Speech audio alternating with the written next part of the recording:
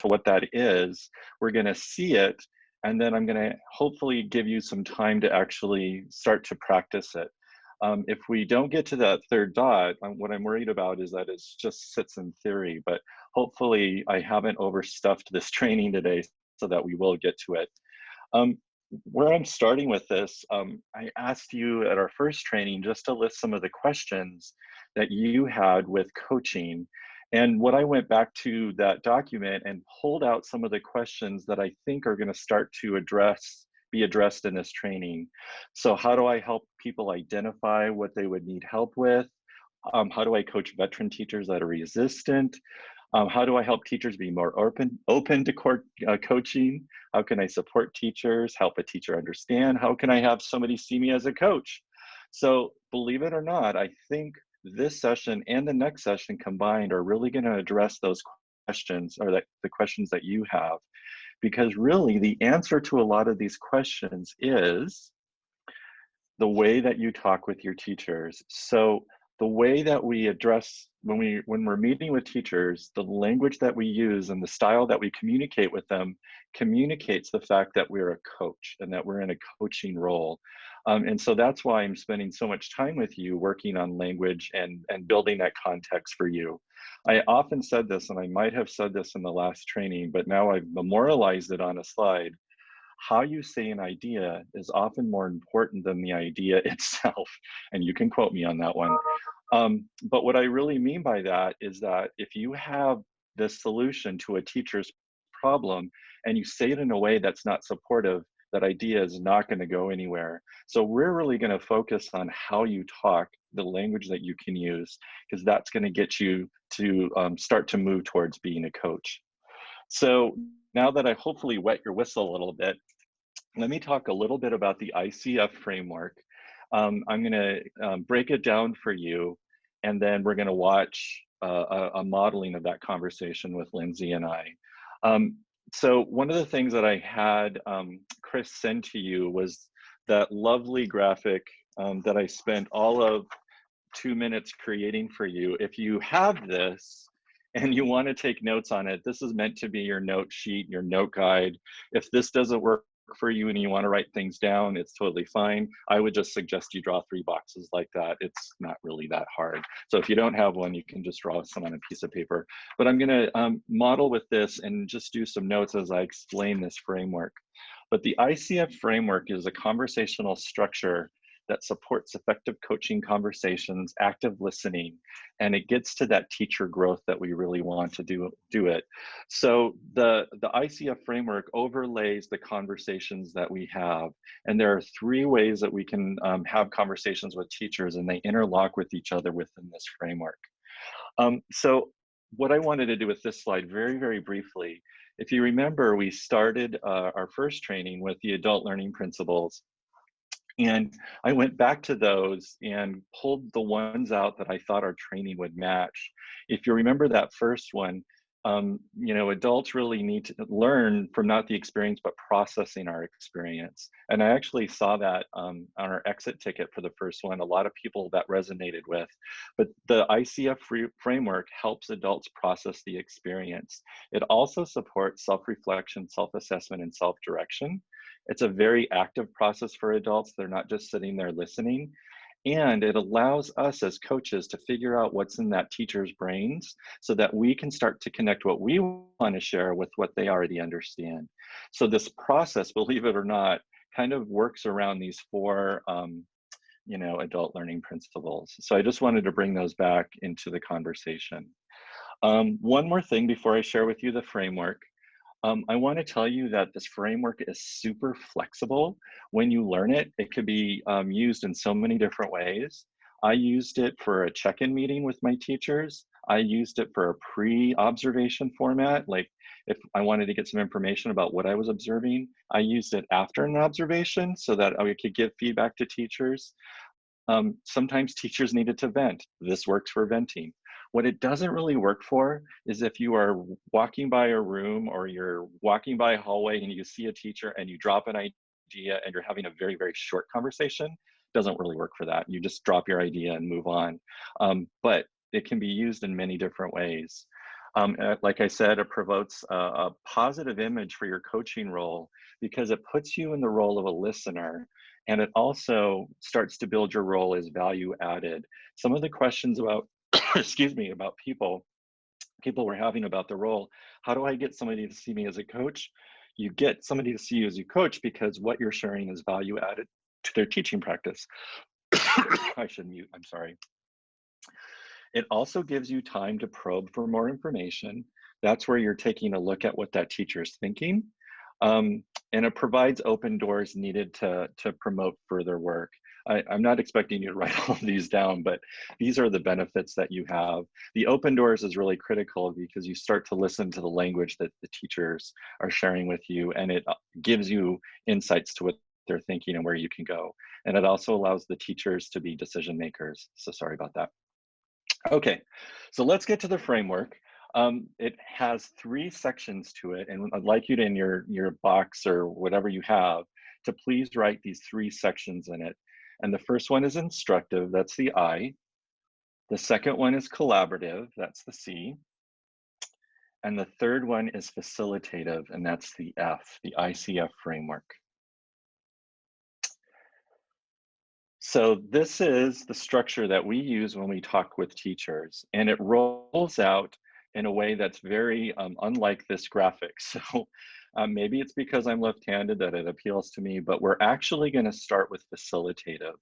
So what I'm going to do is kind of explain facilitative to you, give you some talking points to jot down. We'll move to the other 2.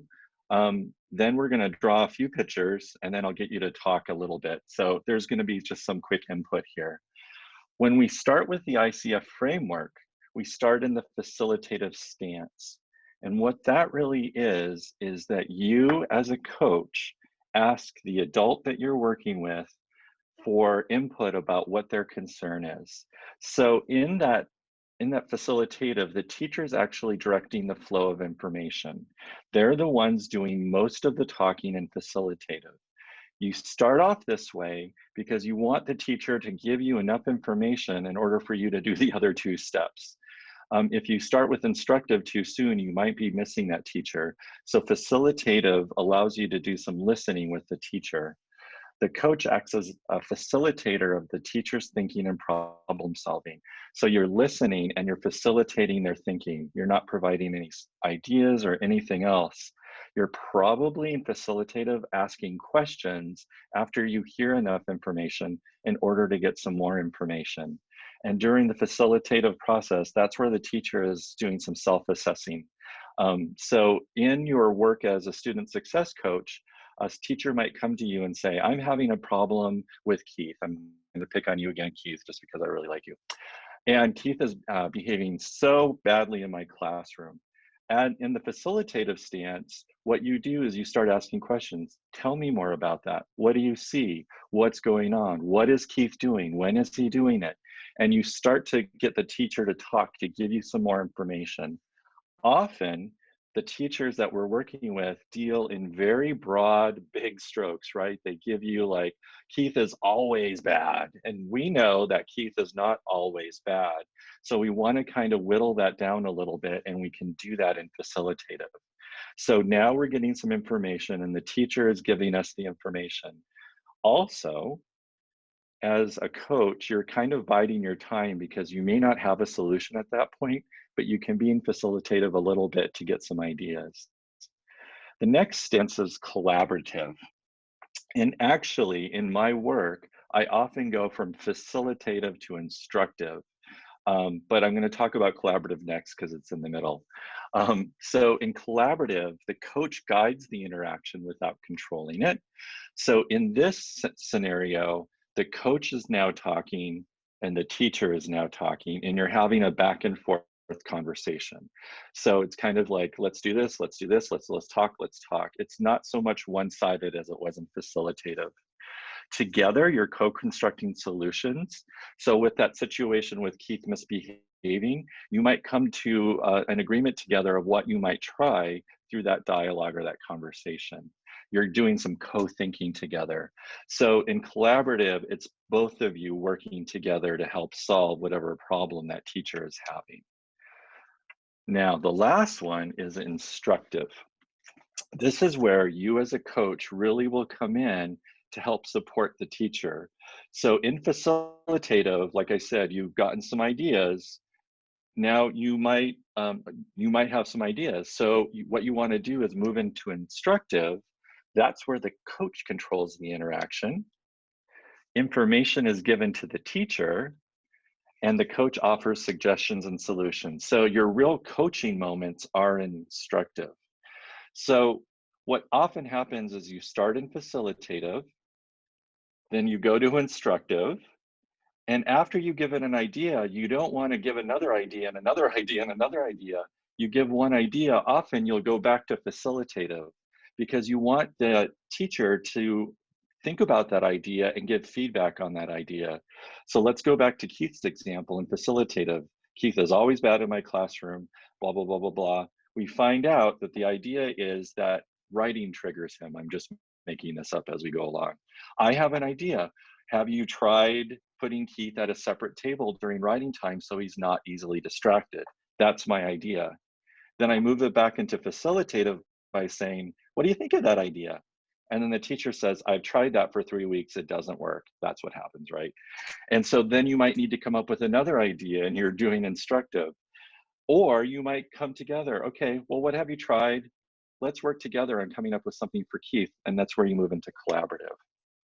So what you're really doing is a dance between all three of these as you have a conversation.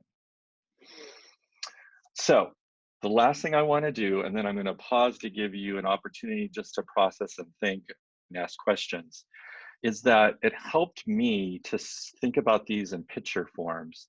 So above your chart, above your three forms, I'm going to have you do a little drawing. And I might have some feedback on that. So above the facilitative, I'd like you to draw a circle, or actually two circles, and one is a C, and then one is a T. And the C stands for coach, and the T stands for teacher. Now, in this scenario, information is being exchanged. Which way is the information going in that scenario? Can someone just speak up and tell us in facilitative, where's the information flowing? Teacher to coach. Ding, ding, ding, ding, ding, ding. Who said that? Sue Hargrave. Ding, ding, ding, ding. Okay, you get a candy bar. Just kidding. So you have the information flowing that way. Thank you so much. In collaborative, would you please do two pictures above that one?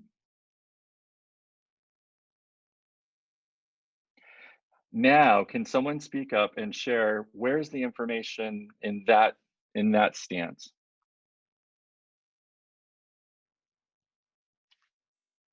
Kind of going both ways. Is that Amy? It is. Hi. Ding, ding, ding. Hey, Amy. Sorry, I can't see you. There you go. Information is going back and forth between the two. That's how you know you're in collaborative. And would you please do one more picture? How is information flowing in instructive?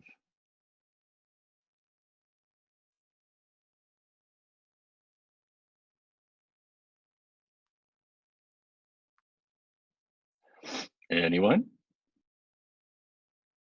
Coach to teacher. Coach to teacher. Oh, okay. Coach to teacher. Absolutely. Oh, so there's information, and the information is flowing from the coach to the teacher.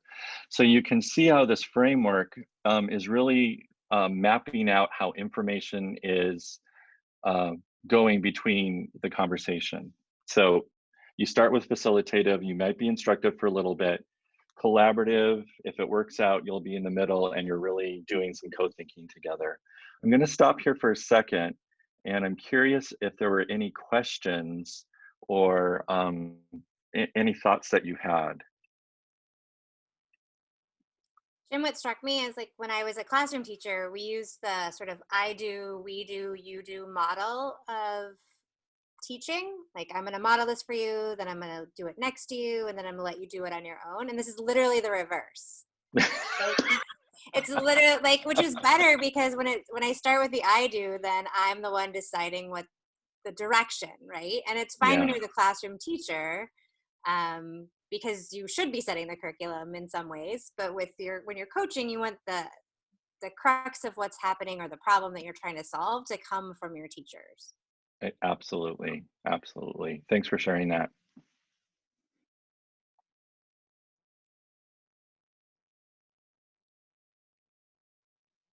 You might have already said this, but is there because this was the same thing with, I don't know, I was trying to do this other graph that worked backwards and it totally confused me. I mean, is there a reason why it starts on the right with 1 and then goes to the left to 2 and then the middle to 3? Just, and maybe you already said that and I missed it, but it's like, No, there's that no kind of reason. thinking that is like dark magic to me. I can't.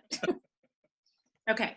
If it makes sense for you to reverse it, reverse it. I think it's, I like the arrows. They're all kind of pointing to each other. And if you reversed it, maybe they'd be pointing out. Oh, there you go. I don't know. It makes actually sense to reverse it. And I did have a thought of doing that. I've just been trained in this way. And Yeah. so it's what I know. So No, no worries. No worries. yeah. I think, No, Sue, when I've been taught this before, the idea of the instructive, if you're thinking about like if it's a new teacher, like the ability or to like think outside of themselves and be able to process their information. There are some times, especially with new teachers who are like in survival mode, where it's just instructive, like you need to do this. And then it gets a little bit like we could do it together. And then when you're having a facilitative conversation, it's more just asking them questions to help them be reflective. So it goes that way. Gotcha.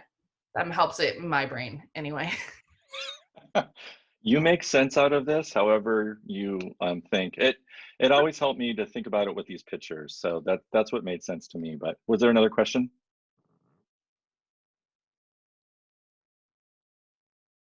Oh, I thought I'd interrupted somebody. Okay, so what I would like to do now is I'd like to show you a video of this in action. So whoop, there we go. Oh, so yeah, so you're gonna see a sample conversation. I voluntold Lindsay to do this with me. So thank you, Lindsay, for stepping up. And this is a sample conversation that we had on Monday using this ICF framework. And what I'd like you to do is to listen for any language stems that I happen to be using. I'm going to be playing the role of coach in this dialogue, and see if you can identify any language stems. And if you want to jot any language that you hear below this chart, on the video, I've actually labeled each stance so you know where I think I am in that conversation. You can probably identify that for yourself. In full transparency, our conversation was 19 minutes and I boiled it down to 5 minutes just for our learning purposes. So there's some odd cuts and transitions. You're not gonna hear our whole conversation. But I just wanted to give you a model of what this might sound like. And you might actually get involved in the conversation, but try not to get involved in the content because I'd really like you to focus on listening for the language. And I commit a huge coaching error in this video that I didn't realize until after I put it together. So I'm going to confess to you after we watch this.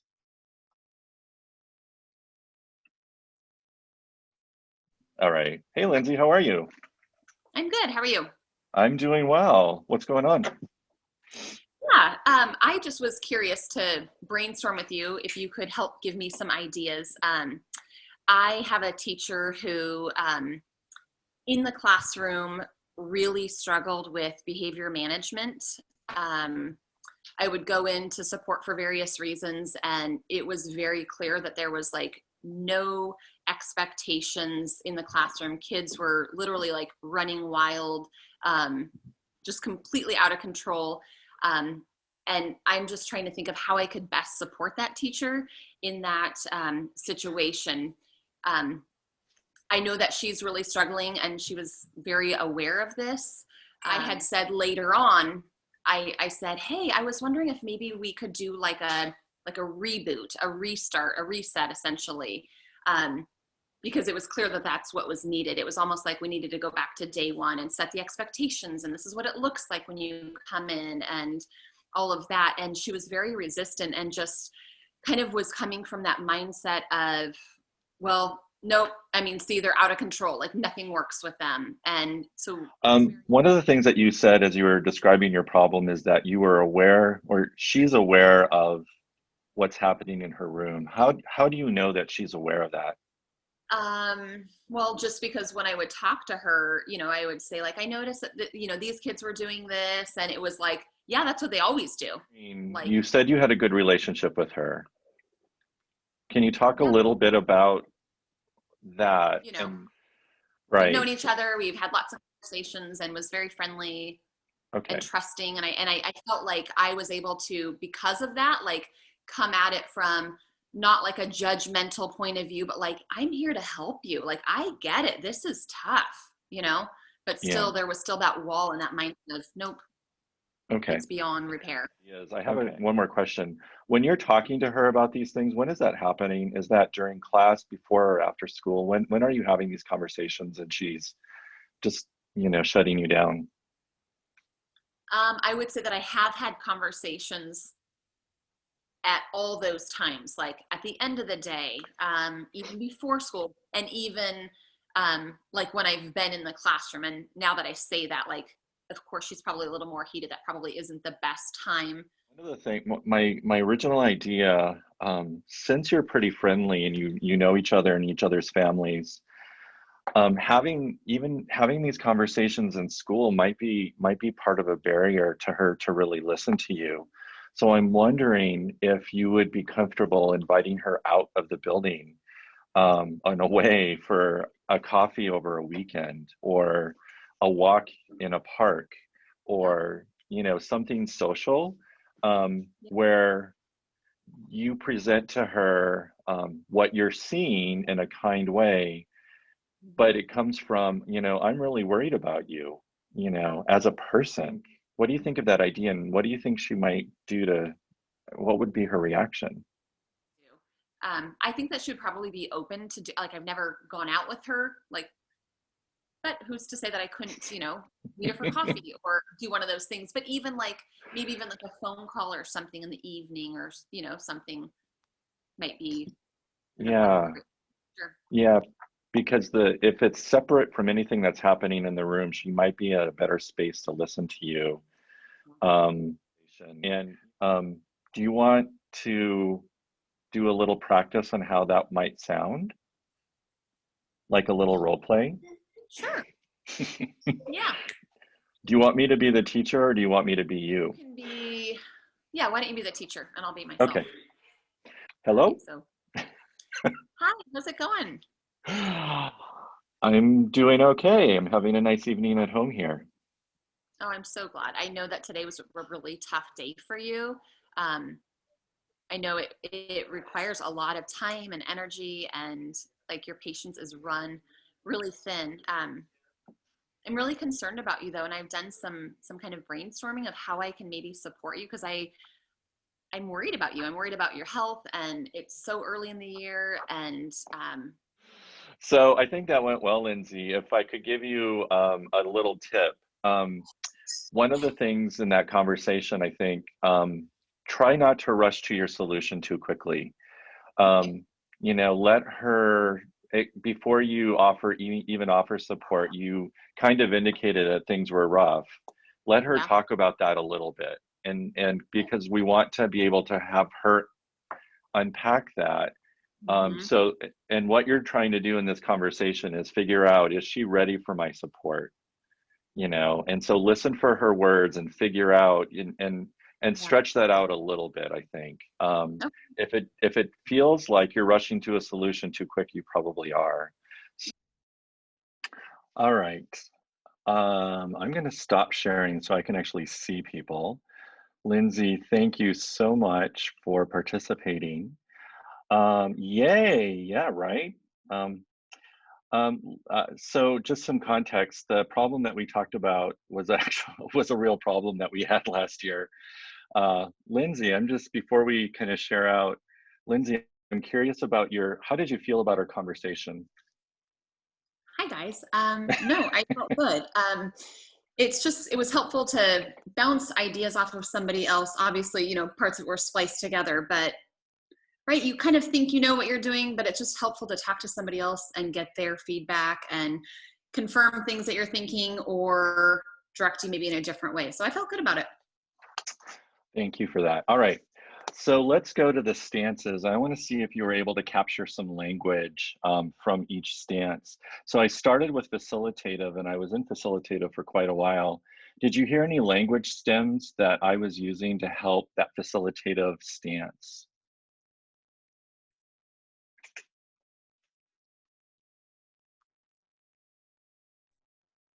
One thing I know that you've taught me, Jim, is the power of I wonder and what Yes. that would lead into more open dialogue.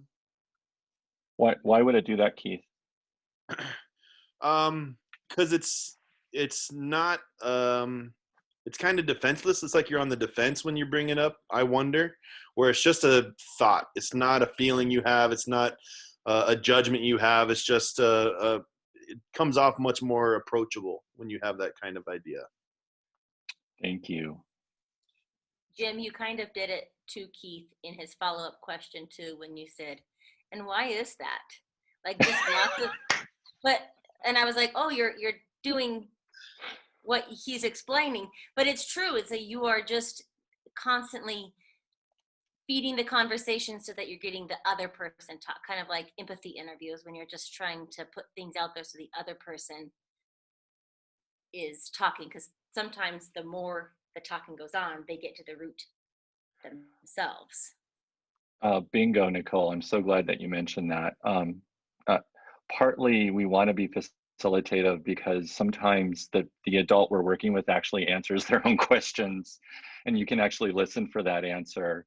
And then tie your solution with their answer, even explore that. And that's a really powerful moment, but it also builds your role as a coach, because teachers might see you as coming in with the answers right away. But if you approach it from a listening stance, then you're a lot less threatening, and that you care about them as a person. How about, let's go to instructive. Was there any instructive language stems that you noticed? If I could give you a tip. And Julie, I'm going to come back to that, but why do you like, what was powerful, not powerful, but what do you think about that?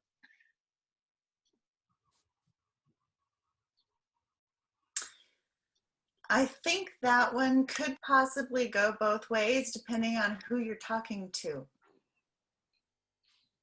I see a lot of head nods. Julie, you identified my huge error. I almost cut that last part out. Sorry there, Jimbo. Love you, dear. I shouldn't have done that. Here's what I should have done, and I left it in for our learning, because I'm always reflecting on my conversations, and that's a powerful thing. But what I should have done was, Lindsay, how do you think so when she shared that phone conversation, I should have said, Lindsay, how do you think that went? And gone back into facilitative so that she would tell me, Jim, I really liked the way that went, but I had some trouble in this little area, or not. And then I could have said something like, Lindsay, I was thinking about that too. And here's an idea that I have, and share my idea. And so it's a little less threatening. I saw that in the video and I almost beat my head against the wall. I know better. But I left it in because I think it's an important moment for us to acknowledge this. This is tricky work. And we don't want to put people off, but Lindsay likes me enough not to be put off by that. So Julie, thank you for that. Was there, I don't know, I think I only gave like one idea, but did anybody else hear any other language and instructive? I'll be honest with you. I saw very little that was instructive and much more that was collaborative and facilitative. Okay. And maybe part of that is just how you tend to frame things, yeah, Jim. That it sounds more collaborative, even if it maybe is instructive. So yeah, it's not coming across as too instructive because I don't want to be there very long with those teachers. What?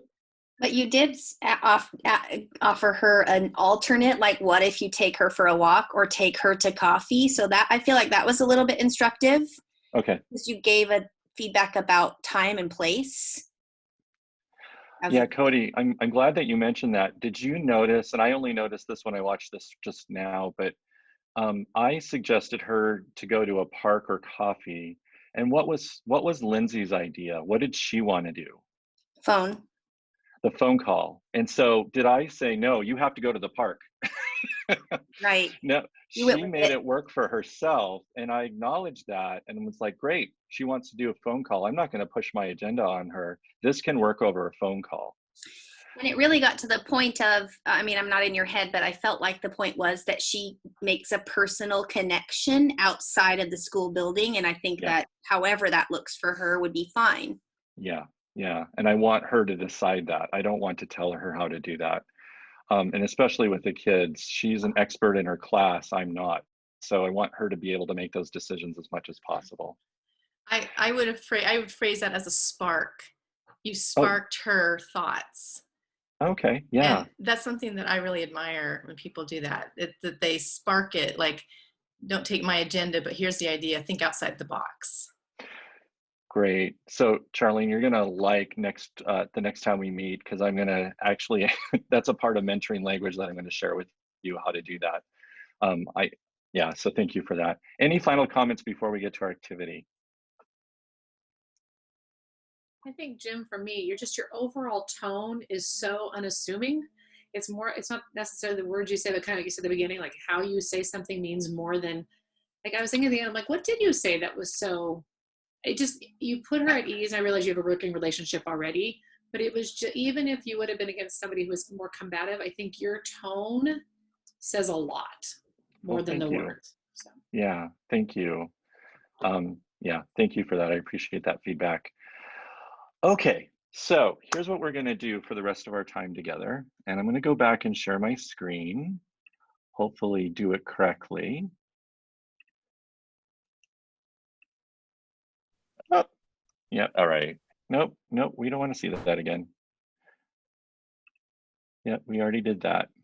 Okay, so what I'm going to have you do is kind of self-select your activity.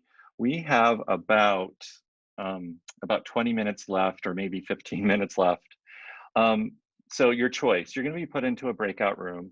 One activity that you can do is you can take each one of the stances and come up with more sentence stems for each stance, because this framework doesn't come alive unless we connect it to language. And that's why I wanted you to watch it with that, with the video with the language stems. So you can do that. Or you can be a little bit more daring and have a role play conversation and within your group. So if you decide that, you're going to have a teacher that is going to present a problem. So in our case, it was Lindsay. In the video, it was Lindsay presenting a problem. It could be real or it could be a made-up problem. And the teacher can elaborate as needed. And then somebody in your group should be a coach, and just using the ICF framework. Now, the coach in this scenario has a magic power. And the rest of the people in your group are observers, so they're going to be noting language. But the coach, if they don't know where to go in the conversation, they can freeze, and the teacher has to freeze, and they go, observers, tell me what to do. I have no idea where to go. And the observers can give feedback, and then the coach can start the conversation all over again. Why don't you try this question? Why don't you say this? Why don't you give this idea? This is a risk-free role play conversation. I just want you to experiment a little bit with this framework. So those are the two tasks that your group can decide to do. Are there any questions about those tasks? Keith, I just saw your chat comment. I solemnly swear that I'm up to no good. I'm going to put a link in the chat, and this is to a Google Doc. If you want the slide that has the coaching roles on it, you can access it from that slide. And if you do the language stems or from each stance, I've made little slides that your group can choose one of the slides and record your information on, all right? So we're going to give you about 14 minutes. Is that okay, Chris? That is fantastic. It looks like, yep, that would be perfect. Okay, we'll give you a weird time of 14 minutes to do this work, and then we'll pull everybody back, all right?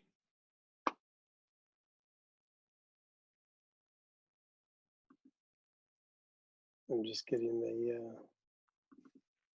rooms finalized here.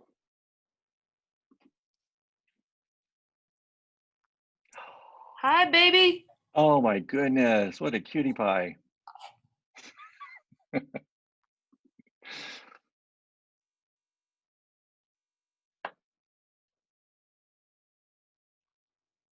Hey, Kate.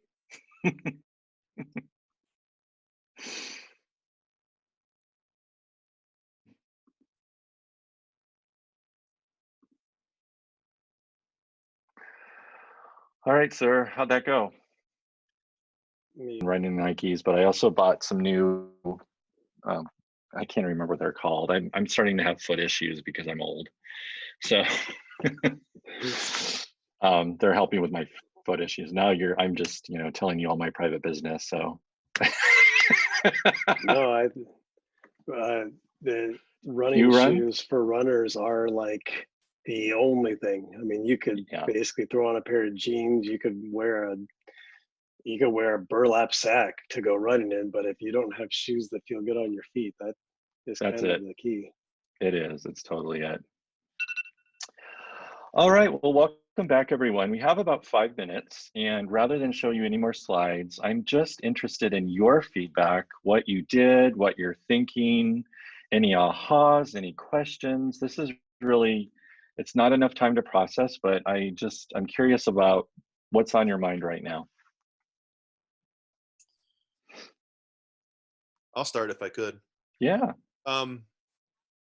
We were talking just a little bit about just the uniqueness of this year, as we know, and like the coaching opportunities are different in many regards this year than they have been in the past.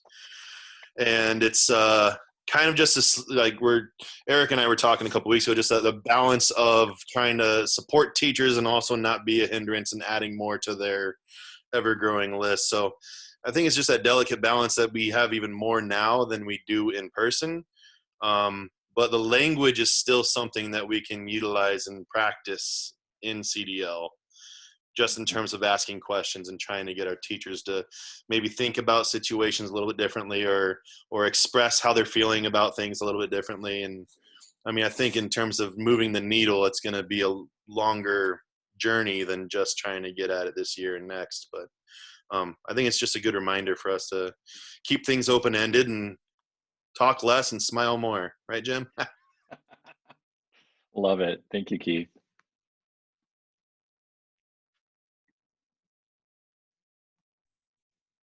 We talked in our Erica, we're in the same group. We're going to say the same thing. You go right ahead. You go right ahead. You talk. You're better at it. Okay, so in our group, that's funny that two people from the same group were going to talk at the same time. So in our group, we focused a lot. We were going to do a little bit of both, but we ended up focusing a lot on just the language stems and just different ways to clarify understanding, different ways to get more information, different ways to different language stems to use in that instructive area. And just because I feel like having those phrases and those stems in your back pocket, and the more you use them, the more they become habitual. Sort of like initially when we were in this room and somebody said to you, Jim, this is just who you are. And I imagine that there is a bit of truth to it. It probably is just who you are, but you've probably also done some intentional practicing to use these language in these conversations. So that's what we did, a lot of brainstorming and came up with quite a few just different ways to clarify, different ways to be instructive. And it's helpful to have those in your back pocket. It is, and different stems will appeal to different people because language is really personal. And so having a list to draw from, I think, is really important. And you also made me remember, as I was learning these skills, often with my teachers, I had them out in front of me. Like I had language in front of me and I told my teachers, I'm learning this, and so I'm going to use this as a guide. And what a great model as a learner to do that and to be that transparent in front of your teachers. So thank you for that. We also talked a little bit about something you brought up last time when last time we met and you talked about they might not be ready for something. So like use the analogy of the garden's not ready for the seed. So you might just be hanging out in facilitative this moment in the conversation before moving on to the other steps. And so, and we talked about how sometimes you just have to come back around to the conversation for the other steps if they're not quite ready for moving on. Absolutely, Erica, and you're really talking about keying into the language that you're using. And a good part of coaching is really listening to the teachers and listening for phrases. And I don't know if you noticed in my conversation with Lindsay, but I was writing down things that she was saying because these are things that I wanted to visit later. Sometimes that makes teachers nervous, but I was actually recording actual words that she was using so that I could spur a conversation forward. We have time for one more comment.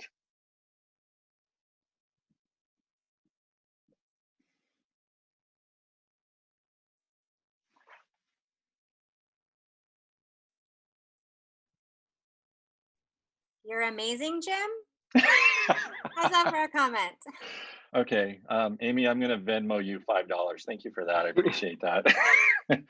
Amy and I survived a PSU admin class together this summer. So we're compatriots there. So anyway, thank you for your participation today. I just appreciate you engaging in this work online. When we meet next, our focus is really going to start to drill down to some language and some, and that is probably not new to you either, but putting it into the context of our framework, so to help you even give you some more language to move forward with your teachers. So I really look forward to that, and I appreciate all of you, all that you're doing for all of our teachers. What an amazing team, Chris. No doubt about it.